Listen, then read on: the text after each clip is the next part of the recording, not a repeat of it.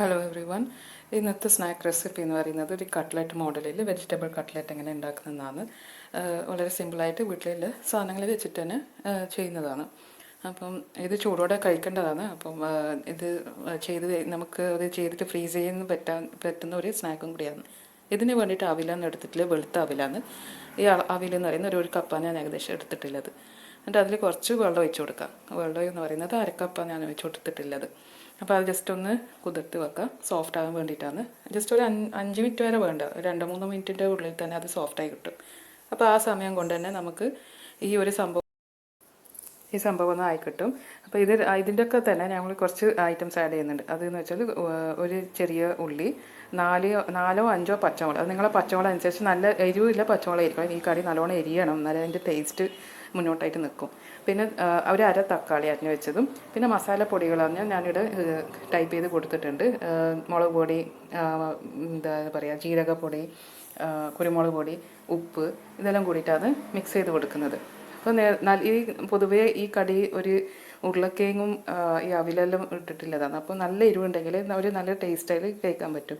ഇതിന് medium size 3 ഉരുളക്കിഴങ്ങ് ബോയിലാക്കി വെച്ചിട്ട് എന്നിട്ട് ഉടച്ചതാണ് ഞാൻ ഇതിലോട്ട് ചേർക്കുന്നത്.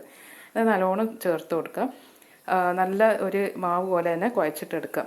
ഇതിൻ്റെ കൂടെ തന്നെ ഞാൻ 2 പുഴുങ്ങിയ മുട്ട ഒന്ന് ചോപ്പ് ചെയ്തിട്ട് ഇട്ട് കൊടുക്കുന്നുണ്ട്. അതിൻ്റെ വീഡിയോ ഞാൻ എടുക്കാൻ വിട്ടുപോയതാണ്. അപ്പം ഇത് ജസ്റ്റ് ഉരുളക്കിഴങ്ങും അവിലും മാത്രമല്ല, മുട്ടയും കൂടി ആഡ് ചെയ്യുന്നുണ്ട്. മുട്ട ഒന്ന് ചെറിയ ചെറിയ കുഞ്ഞു പീസായിട്ട് അരിഞ്ഞിട്ടാണ് ഇതിലോട്ട് ഇടുന്നത്. 2 മുട്ട മതിയാവും. അപ്പോൾ ഇതെല്ലാം കൂടിയിട്ട് നല്ലോണം ഈ ഒരു ഷേപ്പിൽ ആക്കി കൊടുക്കാം.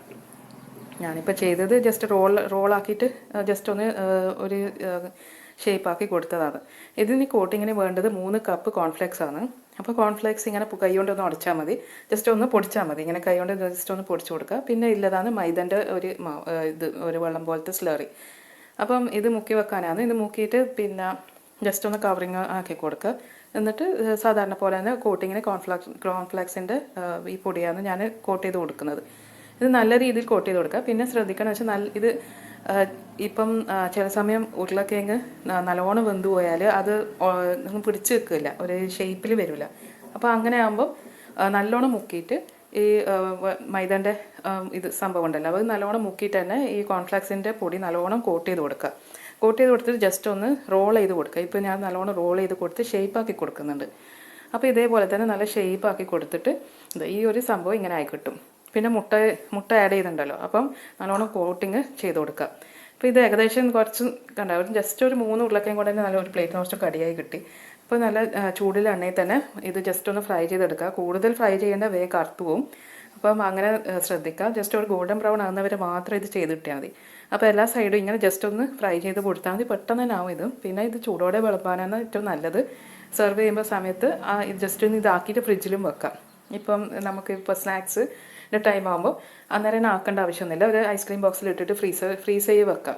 പിന്നെ ഉരുളക്കിഴങ്ങ് ആകുന്നത് അപ്പോൾ കൂടുതൽ ഫ്രീസ് ചെയ്യാൻ നിൽക്കണ്ട, ജസ്റ്റ് നേരത്തെ ആക്കി വെക്കാമെന്നില്ല എന്ന് പറയുന്നത്. അപ്പം നമ്മൾ ഈ സ്നാക്ക് റെഡി ആയിട്ടുണ്ട്. ചൂടോടെ കഴിക്കാൻ നല്ല ടേസ്റ്റ് ഉണ്ട്. പിന്നെ ഇതൊരു വെജിറ്റേറിയൻ സ്നാക്കും കൂടിയാണ്. മുട്ട ചേർക്കുന്നതുകൊണ്ടും തന്നെ നല്ല ഒരു ടേസ്റ്റ് ഉണ്ട്. എല്ലാവരും ട്രൈ ചെയ്ത് നോക്കുക, എന്നിട്ട് ഫീഡ്ബാക്ക് അറിയിക്കാം.